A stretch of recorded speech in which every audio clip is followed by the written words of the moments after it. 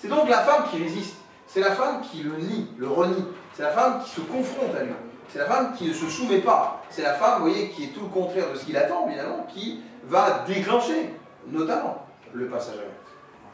C'est ainsi que le comportement de la victime est capital dans le devenir de cette victime. C'est bien sûr plus facile à dire qu'à faire. Alors,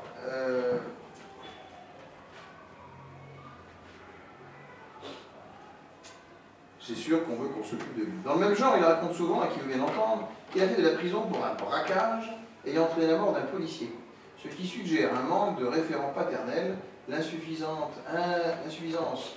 d'intégration de la loi symbolique, d'interdit ou de surmoi socialisant. Alors, je reprends, parce que ça c'est important. Il raconte souvent, à qui veut bien entendre, qu'il a fait de la prison pour un braquage, ayant entraîné la mort d'un policier. Donc quelque part, il se sent, il sait qu'il a été un criminel, et simplement il le présente comme ayant fait de la prison pour un braquage ayant entraîné la mort d'un policier. Donc, l'idée c'est que si vous êtes un respectueux de la loi, vous êtes avec un interdit de type surmoi en psychanalyse, qui est suffisamment intégré pour que vous puissiez ne pas faire ce genre de choses. Mais à partir du moment où vous le faites, c'est un renvoi immédiat, inconscient, ou on le comprend comme tel, comme un interdit qui n'a pas été suffisant, donc un père qui a été absent ou négligent, ou fortement négligent, et que donc on doit s'attendre à quelqu'un qui a été abandonné par son père ou quelque chose du genre, ce qui est bien le cas. Et qui laisserait place aux instincts de tout-puissant, puisque s'il n'y a pas de surmoi, il n'y a pas d'interdit, donc le ça, les pulsions mobilisées par ses envies du moi, voilà, explose sans qu'il y ait de limite, sans qu'il y ait de... Voilà, voilà, tout à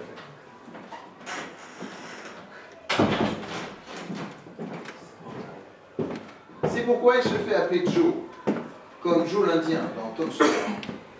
Figure imaginaire qui constitue un référent exemplaire transitionnel, voire substitutif au père du fait de son absence dans la réalité. Vous savez, quand on n'a pas un père qui est une figure parentale ou paternelle suffisante, vous allez rechercher des héros. Pourquoi il y a tant de, je dirais, de jeunes qui s'orientent vers des icônes diverses et variées, mais il y a les super-héros Avengers qui marchent à fond les manettes, mais, enfin, ils ont des super-pouvoirs, déjà ça aide, mais ils sont aussi bienveillants, ils vont sauver la planète, ils vont tous vous sauver, voilà, il n'y aura aucun méchant contre vous, et ben, on devrait avoir un papa comme ça en fait. Hein. Et si c'est pas un papa comme ça, c'est un grand frère, comme ça, si c'est pas un grand frère, ben, on aimerait l'être tout simplement en ce moment. Super tueur. Il y avait Superman, maintenant il y a Super Killer. Alors, Super Killer, c'est pas très loin de Serial Killer.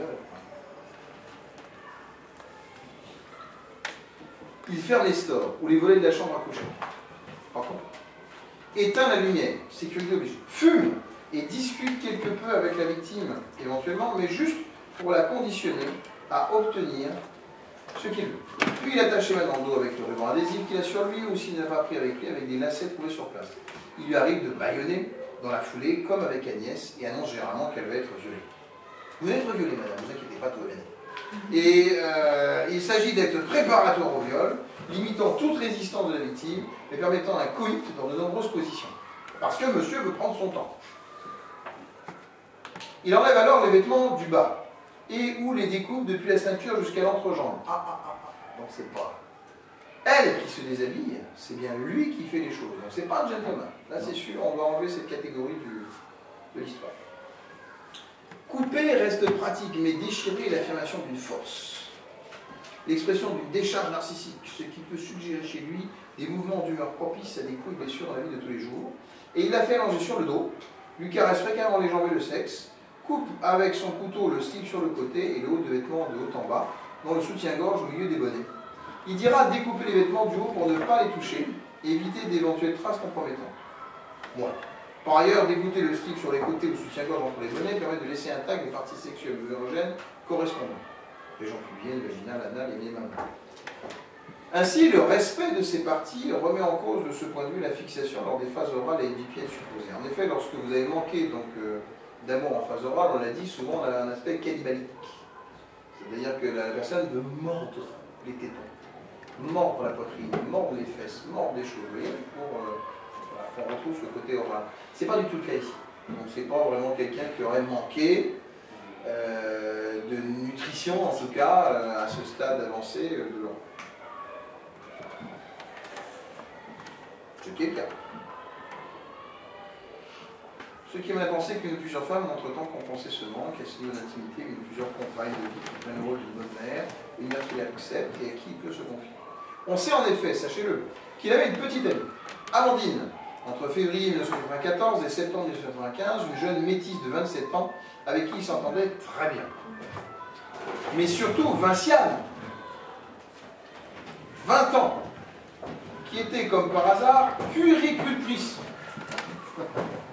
et qui habitait chez ses parents. Ah, intéressant. Elle dira de lui, il était tellement gentil. Nous étions si bien ensemble. Et il s'occupait un peu de ma fille aussi. Souvent, il me parlait de ses parents qu'il n'avait pas connus. Il voulait absolument retrouver son père, mais il en voulait terriblement à sa mère. Il en voulait terriblement à sa mère.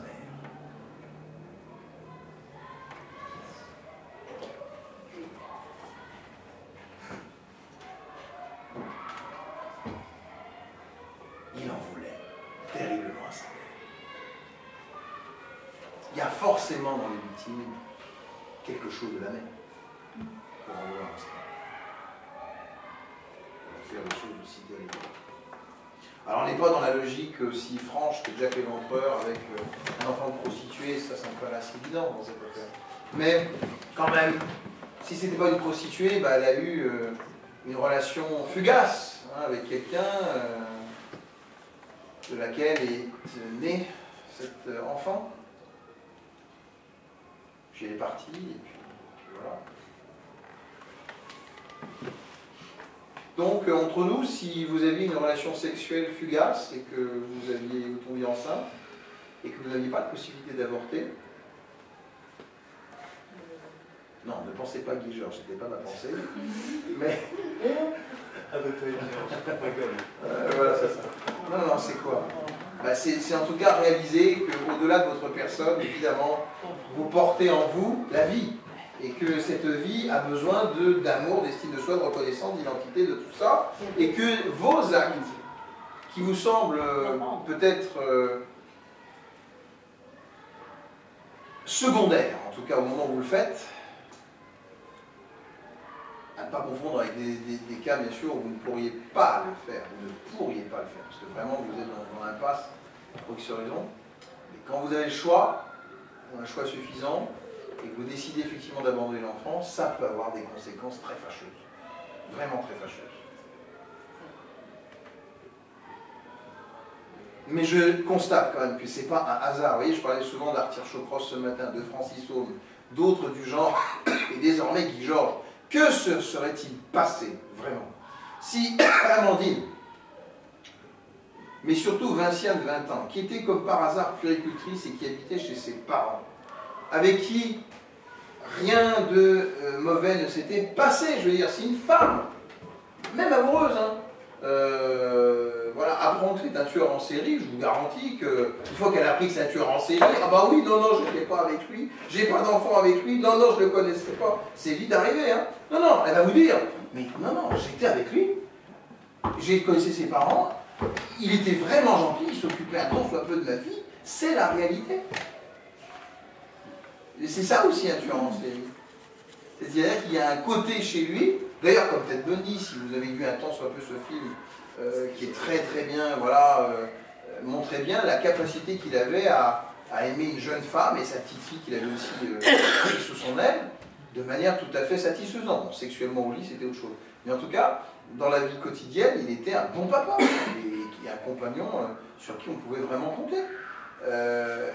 Ça montre à quel point, si vous voulez, il y a d'un côté l'inertie du pervers à commettre des choses plus ou moins abominables, et puis de l'autre, ce à quoi il aspire, c'est-à-dire retrouver une vie normale avec quelqu'un qu'il aime vraiment, mais il a tellement manqué. Voilà, il a tellement manqué, il a tellement souffert, il a tellement été maltraité d'une manière ou d'une autre, que quand vient l'amour, c'est presque le paradis inaccessible. C'est presque quelque chose qui lui semble étranger. Il a du mal à s'acclimater avec cette histoire-là, même s'il aimerait tant le devenir et tant le pratiquer, c'est difficile en tout cas. Sans aucun doute, d'une certaine manière. Alors, c'est juste pour dire que c'est vraiment pas un hasard qu'il s'amourache avec une puéricultrice. Une puéricultrice, c'est une femme qui, évidemment, par définition, s'occupe des enfants. Donc, qui s'en occupe bien, qui leur donne tout ce qu'il faut dès le premier âge. Bon. Son fantasme sexuel comprend une femme dont les parties corporelles suffisaient sont proprement dénudées. Donc la beauté, certes, on retrouvera d'ailleurs des revues pornographiques dans la caravane de la famille Morin, où il habite en 1979, ce qui confirme l'hypothèse d'une ou plusieurs compagnes dans la vie de tous les jours. Alors il abaisse son pantalon et son slip à sa victime. Il oblige le plus souvent à une fellation. Cette dernière peut être autant vue comme un plaisir sexuel accru que le moyen de stimuler une plus forte érection. Ce qui n'exclut pas dans cette mesure une certaine difficulté à obtenir lui-même une érection, laquelle pourrait contribuer à une plus grande frustration décompensée par une pulsion sexuelle participant au Saint-Jacques. C'est secondaire. Le plus important à dire, c'est qu'il s'adonne, dans le meilleur des cas, à un viol vaginal sur le dos, un viol anal sur le ventre, puis de nouveau un viol vaginal sur le dos, le tout antémortem. Ceci démontre par la quantité et la diversité du type de rapport sexuel que la sexualité est une des motivations clés des crimes, probablement alimentée par des fantasmes sexuels obsessionnels compulsifs ou obsessionnels tout court, dont la sodomie. Et la sodomie, c'est typiquement quoi? Sadique. Et toi là-bas, qu'est-ce qui se passe tout d'un coup? Non, j'ai dit le mot sadique. Ah, d'accord. Très bien. Bon, je fais une petite aparté pour toutes les femmes de ce monde. Vous savez, d'abord, je ne vous apprends rien, que le corps de l'homme et de la femme sont ainsi faits pour qu'une relation normale soit faite entre un pénis et un vagin. Ça, pour l'instant, tout le monde suit. Voilà, yin et yang, si vous voulez. Dès lors que vous utilisez une autre partie du corps à d'autres fins, cela est une déviance. Certaines peuvent être vues, même d'un point de vue psychiatrique, comme une paraphilie. Nous savons déjà, grâce à un cours sur les psychiatries et les paraphilies plus exactement, que la fellation est bien une paraphilie. Bande de pervers. Quoi? La sodomie, c'est quoi? Ben, c'est une paraphilie aussi. Car non seulement l'anus n'est pas fait pour être pénétré, c'est pas sa fonction première, vous voyez, donc à des fins sexuelles, mais c'est également un organe qui est beaucoup plus resserré et qui donc, certes, peut-être pour l'homme, fera plus d'effet là, mais sera pour la personne qui reçoit, hors cas particulier, évidemment, eh bien, une forme de pénétration un peu plus rugueuse, un peu plus difficile, un peu plus sadique de ce point de vue-là. En général. En général. Est beaucoup plus serré. Voilà. On va se donner un plaisir. Voilà.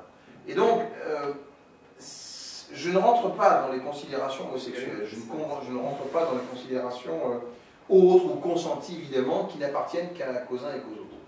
Ok, je tolère, je n'ai d'ailleurs aucun jugement moral là-dessus. Mais je dis simplement que dès lors que vous en souffrez, voilà, c'est ça, le critère clé. Vous vous embarquez dans une pratique, peut-être, imaginez-vous, sympathique au demeurant, mais dès que vous le vivez, ça commence à devenir douloureux, pour X raisons, il faut revoir votre copie avec le partenaire. Voilà. Et que l'autre n'en vienne pas à continuer à vous faire du mal, c'est ça. S'il continue à vous faire du mal, en connaissance de cause, conscient de ce que ça vous fait, et vous y refusant, hein, c'est sadique. C'est tout. À bon entendeur, c'est... Donc, une fixation lors de la phase anale, cette fois-ci, est plus que probable. L'hypothèse la plus vraisemblable est qu'il soit devenu très gentil et très complaisant avec son enfant, juste pour plaire à ses parents, qu'il oblige à nettoyer ses excréments. Ça, c'est l'hypothèse Mickey Pistorius. Il développe alors une personnalité qui cherche à acheter l'affection des autres et qui ne peut pas s'affirmer soi-même dans la vie quotidienne. Mon Dieu, combien il y en a des pleins comme ça. Il y en a plein dans la vie quotidienne, des gens comme ça. Je répète, ils achètent l'affection des autres et ils ne peuvent pas s'affirmer soi-même dans la vie quotidienne. Il s'agit de plaire à ses parents ou à d'autres qui l'obligent à faire des choses. Donc en fait, c'est tout gentil, tout mielleux, tout séductant, tout affable, tout blabla, tout mignon, comme un petit chat. Mais le chat, vous savez, qui vient à votre jambe comme ça, qui vient se frotter, qui fait miaou, qui ronronne, et vous entendez la douceur de ses poils, et tout d'un coup, qu'est-ce qu'il attend? La bouffe! La bouffe! Voilà ce qu'il attend, le chat. Non, c'est juste pour vous réveiller un peu, parce qu'il y en a qui ont froid, là, et qui... Qui ça? Et c'est sûr, voilà. Et il y a des chats, évidemment, qui viennent à vous, parce qu'ils sont gentils comme tout, hein, etc. Mais, regardez bien quand même l'habitude qu'ont la plupart des chats à insister, en tout cas, à vous être agréable, tactilement en plus, hein. Non pas pour vos beaux yeux. Hein. Alors là, c'est les beaux yeux, oubliez tout de suite. Regardez d'ailleurs les yeux d'un chat. Vous comprendrez d'ailleurs que ce n'est pas des yeux qui vous regardent. C'est des collimateurs, c'est des cibles. Hein. Très froid les yeux d'un chat. C'est des billes, voilà, c'est des billes. Des billes en hélice. Bon, en tout cas...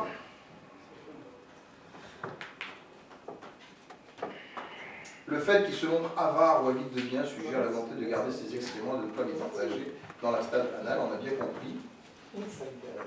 Donc, je passe. Guy Georges éjacule apparemment sans difficulté, le plus souvent dans la cavité vaginale ou moins fréquemment à l'extérieur du corps. Ses compétences sexuelles, dire le biais, et caractéristiques des tueurs sexuels organisés, je y reviendrai. Pour Pascal, la présence de sperme sur le t-shirt qui est enfilé dans les bras suggère plutôt une fellation ou une sodomie, puisqu'il n'est pas à la hauteur du sexe et que les poignets sont noués dans le dos. Peu importe, en tout cas, il s'amuse allègrement. Avant et ou après le viol, il lui demande s'il y avait des objets de valeur. Cette dimension vénale n'autorise pas à requalifier les faits en homicide crapuleux, ni à mettre en cause les motivations essentielles des crimes, le fantasme narcisso-sexuel. Alors là, on est en plein dans le narcisso-sexuel, il n'y a pas doute. Toute puissance sur sa victime, maîtrise, etc. Et viol répété, diversifié, etc. C'est un fantasme caractérisé par l'intrication complexe entre la toute-puissance du criminel sur sa victime, son homicide, et une sexualité perverse à des degrés divers. C'est ça le narcisso-sexuel. On peut avoir, comme dans certains crimes de Francis Holm, un écrasement facial extrême qui est la cause de la mort, 90% du versant narcissique, et un simple abaissement du cible de la victime, on a déjà parlé, on va faire de l'homicide, de Montilémès, pardon, avec 10% du versant sexuel.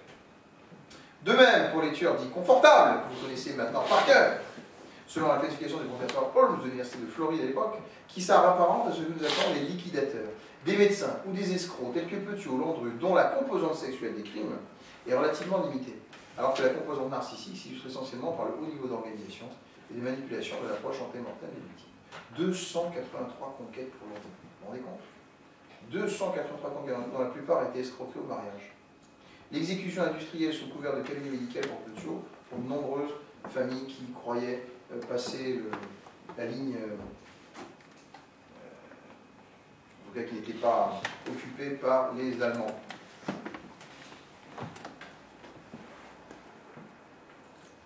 Donc faire attention, c'est pas parce qu'on vole une victime que ça devient crapuleux. J'ai déjà dit qu'à l'époque, pour l'affaire de Thierry Paulin et Jean-Pierre Mathurin, le tueur de vieilles dames à Paris, certains policiers à l'époque qualifiaient le tueur de tueur crapuleux. Pourquoi? Parce qu'il s'en prenait systématiquement à 300, 400, 500 francs à les pauvres vieilles dames. Mais est-ce que ça veut dire que c'était des tueurs crapuleux? Non, il ne faut pas oublier qu'elles étaient ligotées pour certaines sur leur chaise, absorbaient des liquides dangereux, étouffées à l'aide d'un oreiller. Tout ça, c'est évidemment un fantasme narcisso-sexuel. Alors, comment est-il monté en puissance? Guy Georges, c'est dès 1978. Il exerce des violences à l'égard de jeunes filles avec un couteau, dont le but apparent est le vol.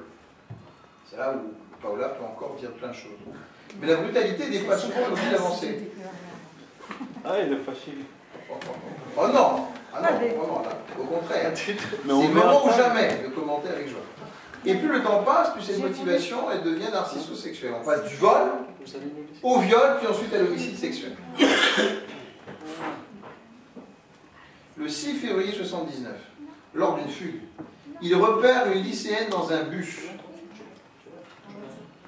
il repère une lycéenne dans un bus.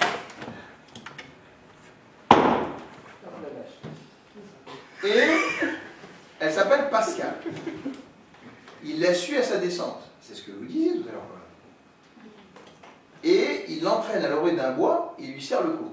Qu'est-ce qui se passe dans cette affaire par là? J'ai pas reçu le planning. C'est quoi le rapport?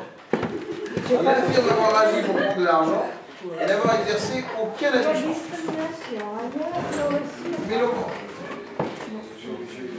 je ne comprends pas. Ici, donc, nous avons quelqu'un qui a vraiment un acte annonciateur.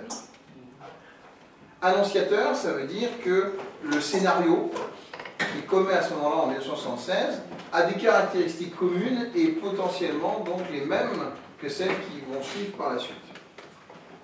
Il y a une espèce de squelette scénarisé qui voilà, suit son cours. Alors, quels sont ces éléments? Fugue. Il repère une lycéenne dans un bus, donc c'est vraiment une victime d'opportunité comme les autres. Il la suit à sa descente, comme il suivra les autres dans la rue. Il l'entraîne à l'orée d'un bois et lui serre le cou. Donc il attend qu'elle soit tout simplement... Alors il l'entraîne, c'est un acte volontaire de sa part. Alors que là, il l'essuie et il l'attend pour rentrer chez elle. Certes. Enfin, soyons clairs, lorsqu'on est à Paris, c'est compliqué quand même d'aller une personne dans la rue, dans une forêt. Il faut aussi se mettre à la place de la configuration des lieux. Il est quand même plus simple, effectivement, d'attendre qu'elle arrive dans un lieu isolé chez elle, tout simplement, plutôt que de l'attirer dans un lieu isolé fort éloigné de l'endroit où elle se trouve. Sauf le bois de Boulogne, sauf à côté, sauf jardin des plantes, les Tuileries. Non, c'est pas. C'est l'idée d'avoir un petit peu de végétation, là où il n'y a que des immeubles à permanence. Bon, il lui serre le cou. Rien de très nouveau. Il affirme avoir agi pour prendre de l'argent et n'avoir exercé aucun attouchement, mais l'on comprend bien que cette explication est insuffisante. Plus tard, le 27 février 1984, il viole Pascal à Nancy. C'est ça qui vraiment doit retenir toute mon attention, puisque son mode opératoire général est annonciateur de la série criminelle. Il dit flash sur ces jolis étudiants de 21 ans aux longs cheveux bruns, alors qu'il fracture des voitures dans un parking souterrain. On voit bien, vous voyez, combien c'est opportuniste. Et elle vient de monter dans sa Renault 4L, lorsqu'il surgit à couteau au poing, il l'oblige à se déshabiller, à pratiquer une fellation, à s'étendre sur la banquette arrière, puis il la baïonne. La viole, la blesse au cou, etc., etc. Ainsi, comme l'ont établi certains experts, eh bien, l'agression prédatrice a précédé l'agression affective et la perversion sexuelle. Je répète,